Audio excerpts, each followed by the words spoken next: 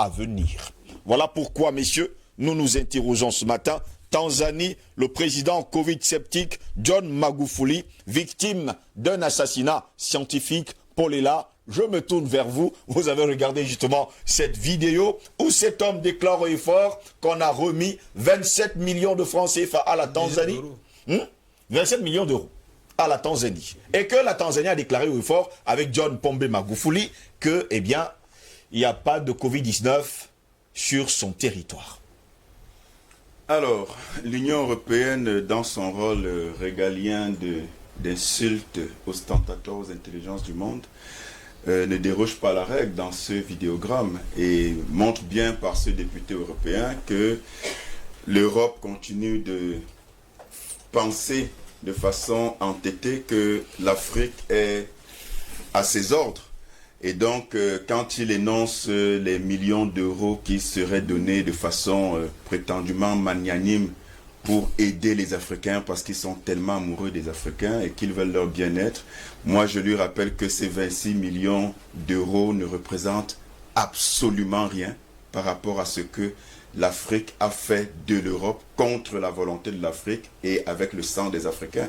Donc il arrête son cinéma, il est tout à fait ridicule dans ce genre de déclaration, comme ça en s'érigeant en voilà, sauveur de l'Afrique, mais cette Afrique-là qui justement détournerait des fonds que l'Europe, l'Union européenne aurait octroyés de façon tellement sympathique et magnanime, lesquels millions d'euros auraient été détournés par Magufuli, John, alors qu'ils étaient destinés à soigner un Covid.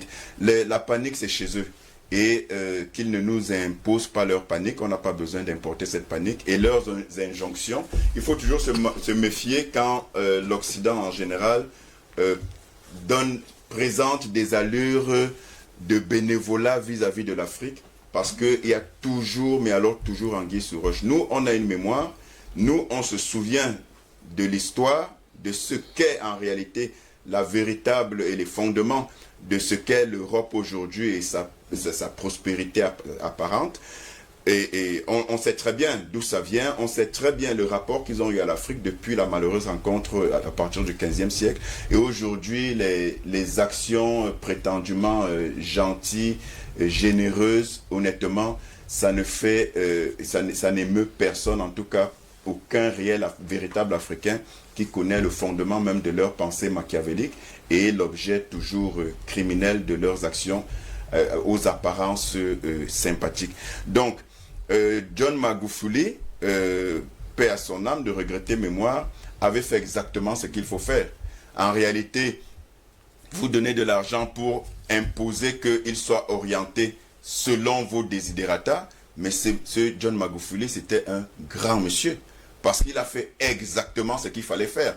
Prendre donc cet argent et l'orienter vers ce qui concerne les priorités de son pays. Ce n'est pas l'Occident qui décide des priorités de l'Afrique. Et donc, il a très bien fait, et c'est un exemple à suivre, ce que John Magufuli a fait. Et donc, ce que ce monsieur raconte, je tenais à répondre, enfin à réagir à ce vidéogramme. Moi, je trouve ça totalement ridicule. Et le temps est en notre faveur, et l'Occident finira bien par se rendre compte que le jeu trouble qu'il continue de mener depuis des siècles, ils n'auront bientôt que des regrets, et parce que nous, on a compris ce jeu trouble. Alors, pour revenir dans le vif du sujet, je dirais tout simplement que, ce que j'ai déjà dit ici une fois, l'intelligence participe de la remise en question, du questionnement, oui, de l'interrogation. Et le fait de nous appeler complotistes, en réalité, ça devient même un compliment. Parce que, sachez que si vous n'êtes pas traité de complotiste, ça veut dire que vous êtes frappé de cécité intellectuelle et que malheureusement vous serez toujours mené comme ça par les vents de l'oligarchie mondiale. Et donc, oui, complotiste, j'assume et je dis, si être complotiste, c'est s'interroger. Si être complotiste, c'est se poser des bonnes questions. Si être complotiste, c'est une fois que un certain nombre d'événements répétitifs se posent, et que ça amène à s'interroger, alors je suis le premier des complotistes. Alors, est-ce que John Magufuli, de regretter mémoire, serait victime d'un assassinat scientifique du fait de sa position de négationniste tel qu'il l'appelle. Les journaux internationaux l'appellent négationniste du Covid-19. Vis-à-vis de la propagande mensongère qui tourne autour du Covid. Moi, je dis, vous faites très bien de poser la question et il est de bon ton de se poser la question. C'est une question qui vaut son pesant d'or. Quand on se souvient que, avant lui, Pierre Nkurunziza, oui, ex-président de regrettée mémoire également du Burundi, est passé de vie à trépas en 2 jours. Il a mené un match de basket avec des amis, des proches, de volleyball autant pour moi, avec des amis et des proches le 6. La nuit du 6 au 7, il a eu un malaise et le 8, il est décédé. Alors, John Magufuli est décédé en mars dernier, mais également de façon difficile à expliquer. Mais il y a quand même un fil conducteur avec ces 2 décès-là, et tous 2 à la tête de pays africains. Mais le fil conducteur, c'est que c'était tous des Covid sceptiques. C'était tous des opposants farouches au vaccin. Je vous rappelle que Pierre Nkurunziza, du Burundi, avait chassé les représentants de l'OMS, oui, de son pays, en estimant justement que c'était une escroquerie mondiale organisée et qu'il n'en avait pas besoin dans son pays. Chose curieuse, en 2-3 jours, il décède. John Magufuli, qui décède en mars dernier, était un opposant farouche, virulent au vaccin et à toute la propagande du Covid. Mais il était dans son bon droit, mais plus que ça, il avait totalement raison et il était lucide. Un des rares présidents africains qui avait fait preuve de lucidité et de courage, puisqu'il a précisément confondu et humilié l'OMS et tous les pro-vaccins et les protestes autour de cette propagande mensongère du Covid. En faisant quoi? En prenant 5 ou 6 échantillons de différentes substances, la chèvre, l'huile de moteur, la caille, la papaye, voilà, et 1 ou 2 autres éléments. Il a anonymé ces éléments-là et il a envoyé faire des tests. 4 des 5 ou 6 tests sont revenus positifs. La chèvre était positive au Covid. La papaye était positive au Covid. Je pense l'huile moteur et ainsi de suite. Mais ça, c'est une humiliation pour l'OMS et pour tous les pro-Covid, les pro-vaccins et pro-tests de cette connerie qu'on veut nous imposer. Qui a fait que, quand vous voyez ce monsieur de l'Union européenne, vous voyez bien qu'il est énervé. Condescendant à la limite. Il est condescendant, mais vous voyez qu'il est embarrassé, il est gêné, il est même à la limite, voilà, il est énervé. Dans une démence. Voilà, il est dans une situation, c'est quasiment comme si, enfin, vous comprenez bien que il y a quelque chose qui s'est passé, et ce qui s'est passé là, c'est que le président, le feu président John Magufuli, les a humiliés. Il faut que les populations africaines, les peuples africains lisent l'actualité pas lire seulement pour lire, mais qu'elles lisent entre les lignes. Et donc, à la suite de ça, curieusement, le président John Magufuli a un malaise et il passe de vie à trépas. Voilà 2 exemples qui font sérieusement réfléchir. Je vous rappelle que quand le président John Magufuli arrive au pouvoir, il est plébiscité et encensé par l'Occident. On dit voilà, c'est un monsieur bien, mais curieusement, du jour au lendemain, dès qu'il prend position contre le Covid et contre toute la propagande autour, et notamment contre le vaccin, il est honni de tous les médias et on commence déjà à parler de baisse de popularité, il a corruption, on commence à lui coller des dossiers qui n'ont absolument rien à voir avec la réalité. Je vous rappelle que quand John Magufuli arrive au pouvoir, il réduit les salaires du gouvernement et son propre salaire. Justement. Et il dénie, il fait de la négation justifiée et logique de toutes ces conneries sur le Covid en mettant l'accent sur le choléra qui est une réalité dans son pays. Il en a fait son cheval de bataille. Et quand justement il n'utilise pas l'argent que l'Union européenne prétend avoir donné gracieusement sans se souvenir de tout le pillage que ces multinationales font en Afrique, et que ce qu'ils envoient là ne représente même pas le milliardième de ce qui nous est dû. Et la comptabilité sera faite, qui ne s'inquiète pas. Et le moment viendra où on fera les comptes et où ils vont, de gré ou de force, nous rétrocéder tout ce qui nous est dit, d'une manière ou d'une autre.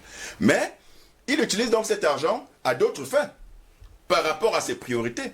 Et justement, il met l'accent sur la lutte contre le choléra, qui est une réalité, et non pas une fiction comme le Covid qui décimerait les peuples. Voilà un monsieur.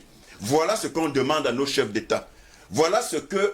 Si tous ces présidents prennent position comme ça et commencent à penser par eux-mêmes, à écrire leur propre histoire, à dessiner leur propre chemin et ne plus à lire l'Afrique et la réalité africaine sous le prisme déformant et mensonger de l'Occident, l'Afrique va commencer à être libérée du joug de cette pression extérieure. Et ils ne pourront pas tuer tous les présidents africains tout comme ça. Oui. À un moment donné, il faut s'inscrire dans une logique de révolution idéologique et pas seulement, mais de révolution en termes de rapport. Parce qu'on ne peut pas continuer le temps à se coucher. On ne peut pas passer le temps à se coucher, l'éternité à se coucher et à être le marche-pied de l'Occident. Donc, il y a lieu de se poser des questions. Voilà deux exemples patents de présidents africains en l'espace d'1 an. Moins d'1 an, puisque le dernier c'était en juin, aujourd'hui, celui-ci c'est John Magufuli, c'est en mars. En moins d'1 an, deux présidents qui passent de vie à trépas de façon curieuse. D'anciens présidents également, on ne voit pas également Pierre Bouyouya, qui est également mort au cours de cette année. Pierre Bouyouya, l'ancien président burundais de 87 à 93 et après de 96 à 2003 également, qui est décédé l'année dernière.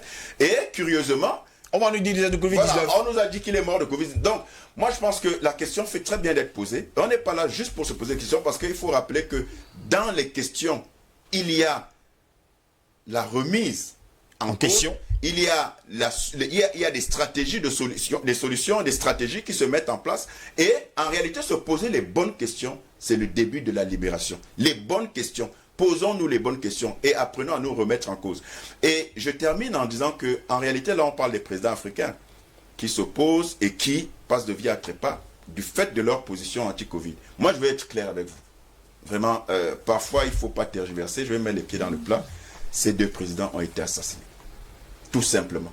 Parce que les gros enjeux financiers liés à cette propagande mensongère qu'est le Covid, la Covid et toutes les conneries qu'on raconte tout autour et la façon dont on embrigade les peuples comme ça, l'industrie pharmaceutique, le Big Pharma, c'est l'une des plus grosses sources en tout cas, c'est l'une des plus grosses industries en termes de génération de revenus dans le monde. Et l'OMS et leurs acolytes sont là pour permettre que ce business dure.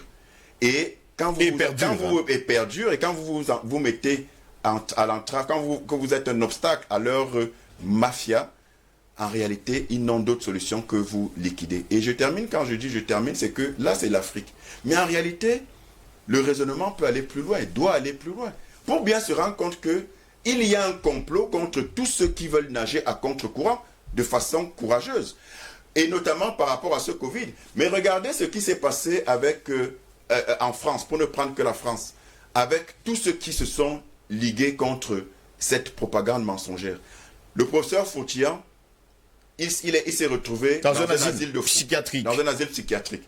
Le professeur Didier Raoul, il a diabolisé, satanisé, il a juste les côtes solides et il a la tête sur les épaules pour tenir le coup. Tout à l'heure, Paul est là. Revenons justement sur ce sujet. Comment comprendre que l'Union européenne prenne l'initiative de donner 27 millions d'euros aux pays africains pour lutter contre le coronavirus? Je rappelle d'ailleurs que nous avons encore 25 minutes ensemble. Hein. En dehors de cela, nous allons nous séparer. Comment comprendre? Alors que l'Europe souffre énormément, mais l'Union européenne ne s'attarde pas sur ces pays, mais vient aider les pays africains. Quelle philanthropie, dirais-je?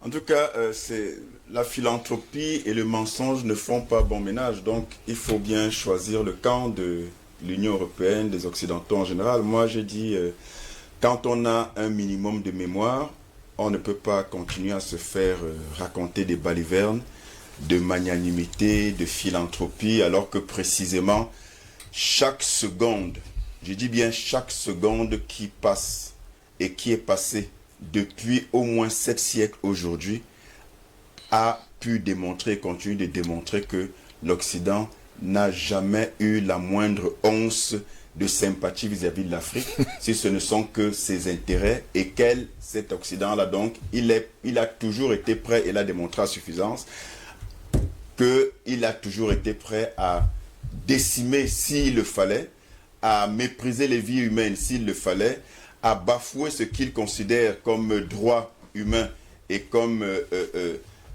repère de droits humains et d'honneur de leçons qu'ils sont, ils n'ont pas tardé, ils n'ont jamais hésité à bafouer ces droits humains-là quand il s'agissait de leurs intérêts. Donc d'où vient-il que par magie, de façon subite comme ça, des Africains commencent à penser que l'Europe, l'Occident en général, veut le bien de l'Afrique. C'est juste manquer de bon sens. Et moi, je pense que justement, le bon sens, c'est de ne pas perdre de vue une relation qui dure depuis au moins 7 siècles aujourd'hui, de ne pas perdre de vue la nature de cette relation-là, et que justement, comme ça, quand on présente 26-27 millions d'euros pour aider les Africains d'une pandémie qui vous décime, vous, selon vos chiffres, et vous voulez aider les Africains en priorité, en leur envoyant des millions de doses.